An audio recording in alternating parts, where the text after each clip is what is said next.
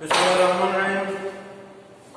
Online ক্লাসের পক্ষ থেকে সকল শিক্ষার্থী বন্ধুদেরকে জানাচ্ছি শুভেচ্ছা স্বাগতম। আমি মোহাম্মদ কামরুল হাসান, সহকারী শিক্ষক, মেহরুন্নেছা বালিকা উচ্চ বিদ্যালয়, এনায়েতপুর, চৌহালি, সিরাজগঞ্জ। প্রিয় শিক্ষার্থী বন্ধুরা,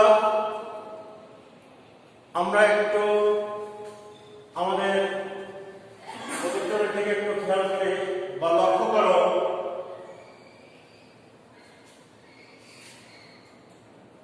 যে ছবি দুইটি দেখো এবং এই দুইজন ব্যক্তি কে বলতে পারো কিনা?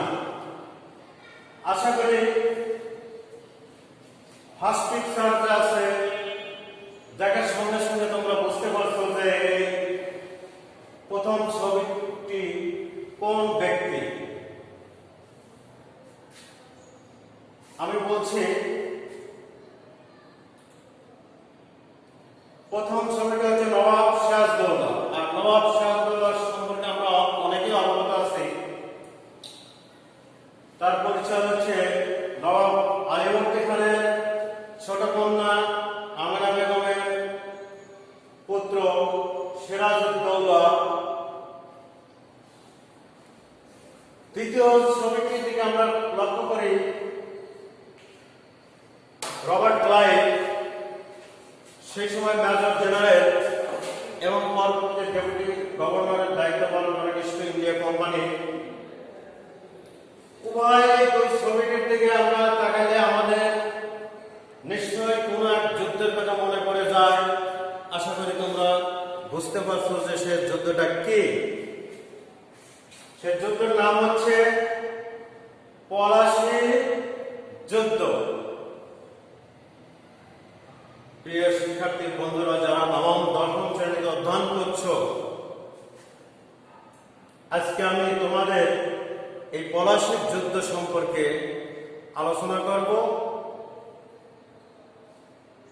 বাংলাদেশের ইতিহাস ও বিশ্ব সভ্যতার অষ্টম অধ্যায়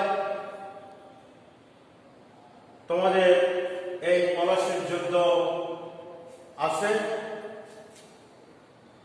নেক্সটে আমরা পলাশীর যুদ্ধ সম্পর্কে আলোচনা যাচ্ছে। তাহলে প্রিয় শিক্ষার্থী বন্ধুরা, আজকের পাঠ হচ্ছে পলাশীর যুদ্ধ। আচ্ছা, পলাশীর যুদ্ধে আজকের পাঠে শিখন ফলটা আমরা একটু খেয়াল করবো, কি কি আমরা জানতে পারবো।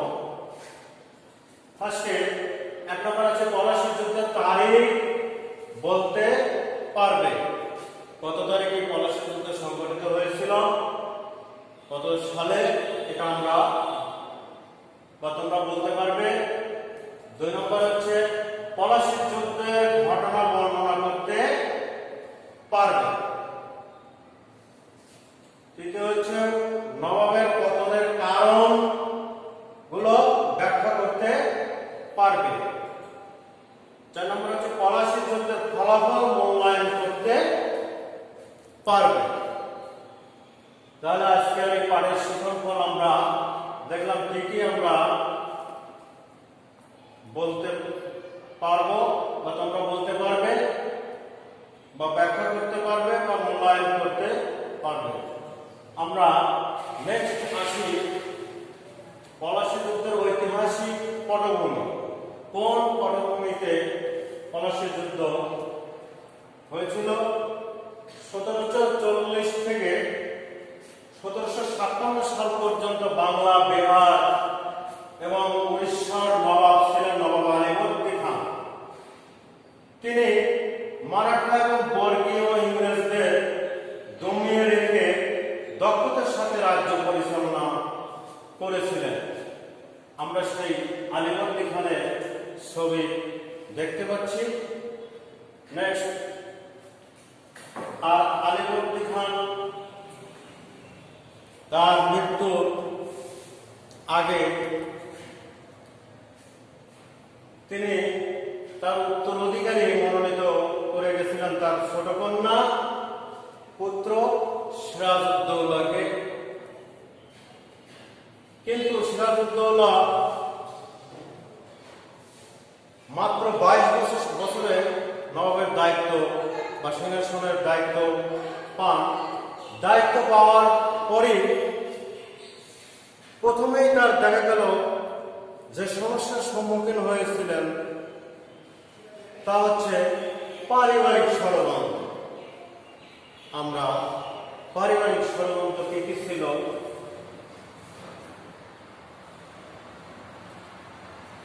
আমরা একটু খেয়াল করি।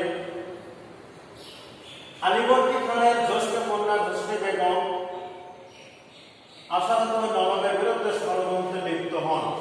তার সাথে যোগ দেয় নবাবের খালাতো ভাই ঢাকার শাসনকর্তা শওকত জং। নবাব সিরাজ শওকত জংকে পরাজিত করে ঢাকা দখল করে। অর্থাৎ এই নবাবকে যখন আলীবর্দী খান উত্তরাধিকারী মনোনীত করে দেন, তখন তার জ্যেষ্ঠ কন্যা রুশদি বেগম এটা সহজভাবে ওরা মেনে নিতে পারেননি। ওকে প্রিয় শিক্ষার্থী বন্ধুরা, আমরা ছবিতে দেখতে পাচ্ছি যে মীর জাফর, জগৎ শেখ এবং রুশদি বেগম। আমি আগে বলেছি যে পারিবারিক ষড়যন্ত্র, সেই সাথে আবার বাইরের ষড়যন্ত্র ছিল।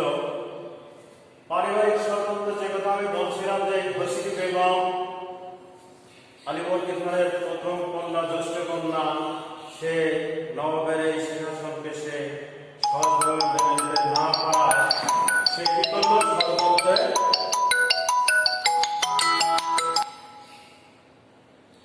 ষড়যন্ত্রে লিপ্ত হল। আমরা নেক্সট দেখি যে বাইরের ষড়যন্ত্র কি।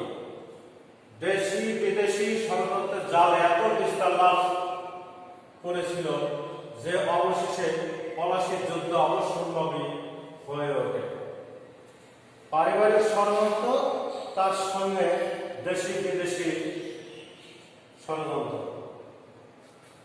তাহলে পলাশী যুদ্ধে আমরা কারণ কি কি এগুলো একটু খেয়াল করি।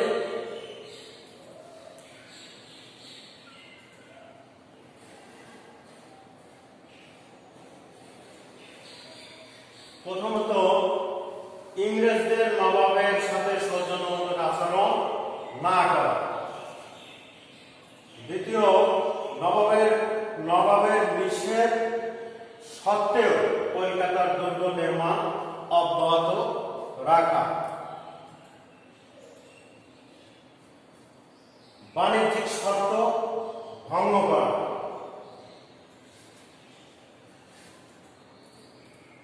আলীবর্দী খানের সাথে চুক্তির শর্ত ভঙ্গ করে কর দিতে অস্বীকার করা। অর্থাৎ রবার্ট ক্লাইভ বা ইংরেজ ইস্ট ইন্ডিয়া কোম্পানির সাথে যে আলীবর্দী খান যে চুক্তির যে শর্ত করা হয়েছিল, সে শর্ত ভঙ্গ করে ক্লাইভ নবাব সিরাজউদ্দৌলাকে কর দিতে অস্বীকৃতি দেয়।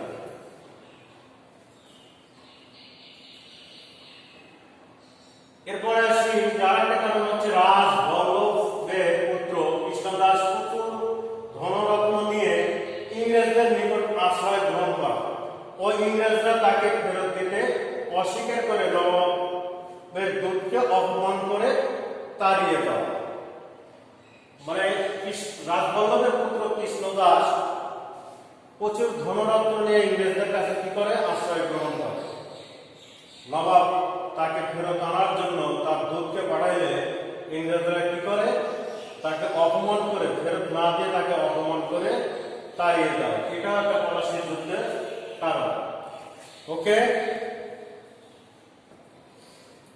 আচ্ছা, নবাব সিরাজউদ্দৌলা ইংরেজদের কলকাতা ও কাশিমবাজার কুটি দখলকে কেন্দ্র করেও কি পলাশী যুদ্ধটা সংগঠিত হয়। আমরা পলাশীর যুদ্ধটা কত তারিখে সংগঠিত হয়েছিল, কোথায় হয়েছিল, আমরা এই ছবিতে দেখতে পাচ্ছি যে 1757 সালে 22 জন ক্লাইভের আগমনের খবর পেয়ে নবাব সিরাজউদ্দৌলা সৈন্য যুদ্ধের জন্য উপনীত হন। ভাগীরথী নদীর তীরবর্তী পলাশীর আমবাগানে ইংরেজ ও নবাব সিরাজউদ্দৌলার সৈন্যবাহিনী একে অপরের মুখোমুখি হন। ওকে, প্রিয় শিক্ষার্থী বন্ধুরা, এখানে একটু বলাছে, এখানে হচ্ছে 23 জুন। 23 জুনে হয় হচ্ছে কি 1757 সালে 23 জুন হয় হচ্ছে পলাশীর যুদ্ধ। তাহলে কত তারিখে? 1757 সালে 23 জুন। নেক্সট আমরা দেখি যে সেনাপতি মীর জাফর যুদ্ধক্ষেত্রে অসহযোগিতা করে নীরব দর্শকের ভূমিকা পালন করে। নবাবের সৈন্যরা যখন বিশ্রাম নিচ্ছিল তখন কি মীর জাফরের ইঙ্গিতে ইংরেজ সৈন্যরা তাদের উপর কি করে ঝাঁপিয়ে পড়ে, যার অনিবার্য পরিণতি নবাবের পরাজয়। আমি আবারও বলছি যে যুদ্ধে, পলাশীর যুদ্ধে নবাব সিরাজউদ্দৌলার সৈন্যবাহিনী বিজয় আসন্ন, কিন্তু মীর জাফর সে কি করল? সম্পূর্ণ বেইমানি করে নবাবের পক্ষে না নিয়ে, লর্ড ক্লাইভের পক্ষ নিয়ে দেখলো যে এখানে নবাব সিরাজউদ্দৌলার যুদ্ধ জয় নিশ্চিত। ওই মুহূর্তে তখন মীর জাফর এই ইঙ্গিতে কি করে? যুদ্ধটাকে থামিয়ে দেয়। থামিয়ে দিয়ে যখন সৈনিকরা ঘুমন্ত অবস্থায় ছিল, তখন এই মীর জাফরের ইঙ্গিতে ইংরেজ সৈন্যরা নবাবের সৈন্যের উপর ঝাঁপিয়ে পড়ে এবং নবাবকে কি করে? পরাজিত করে। আমরা নেক্সট স্লাইডে দেখি।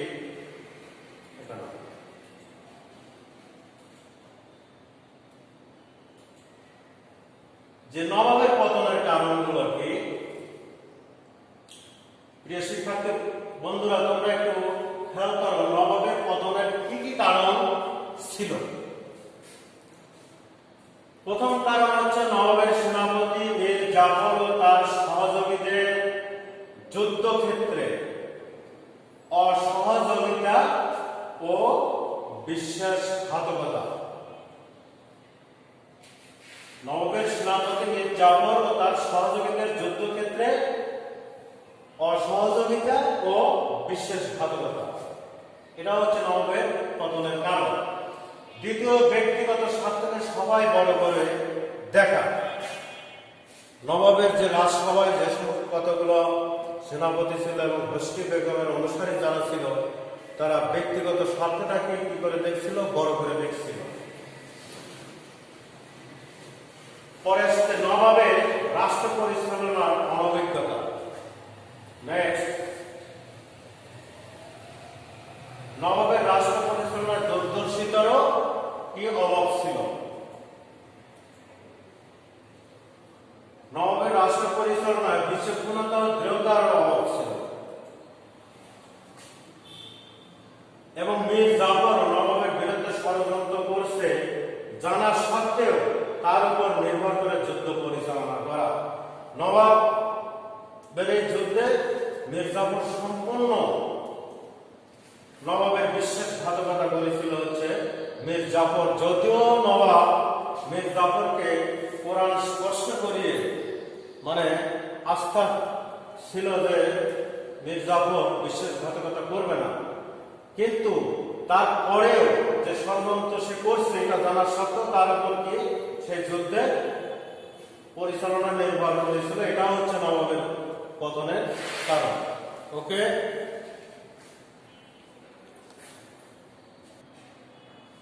এরপরে আরেকটা কারণ হচ্ছে ইংরেজ ও ফরাসিদের সম্পর্কে নবাব আলীবর্দী খানের উপদেশকে অগ্রাহ্য করা। প্রতিপক্ষ রবার্ট ক্লাইভ ছিলেন হচ্ছে দুর্দর্শী, সূক্ষ্ম ও বুদ্ধিসম্পন্ন, যার কারণে নবাবের পতন হয়। নবাবের আরেকটা কারণ হচ্ছে কি নবাবের শত্রুপক্ষ ছিল ঐক্যবদ্ধ এবং তাদের রণকৌশল ছিল হচ্ছে অনেক উন্নত।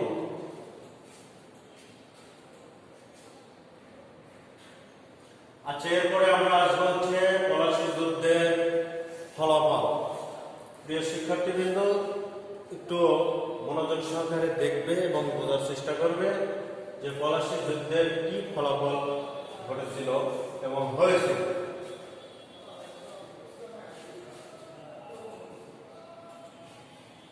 বাংলার স্বাধীনতার সূর্য অস্তমিত হয়।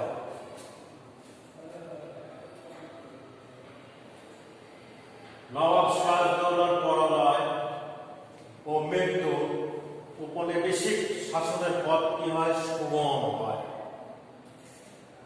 মীর জাফর নামে মাত্র নবাব হয়, প্রকৃত ক্ষমতার মালিক হয় হচ্ছে রবার্ট ক্লাইভ।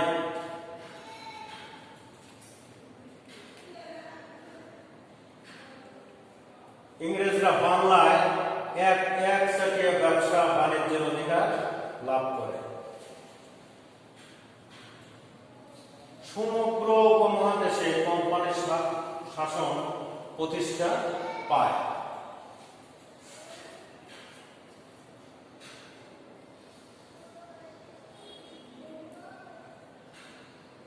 প্রিয় শিক্ষার্থীবৃন্দ, আমরা পলাশীর যুদ্ধ সম্পর্কে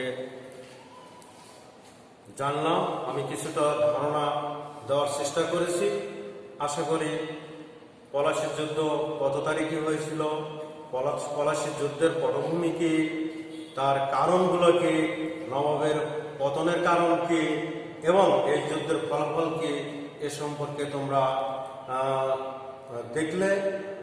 আশা করি তোমাদের কিছুটা ধারণা হয়েছে। আর বাসায় থেকে ভালো করে পড়াশোনা করবে, স্বাস্থ্য সুরক্ষা মেনে চলবে, স্বাস্থ্যবিধি মেনে চলবে। সবাই ভালো থেকো।